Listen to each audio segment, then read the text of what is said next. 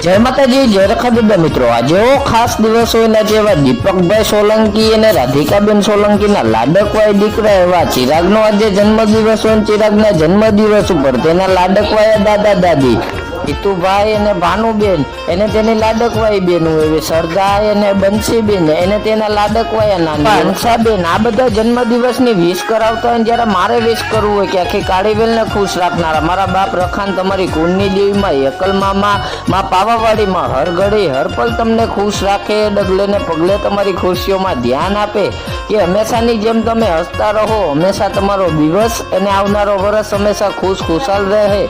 એ માં મોંગલ આગળ પ્રાર્થના કરી કે ખુશીઓ હંમેશા તારી હાથમાં રહે, તું હંમેશા ખુશાલ રહે।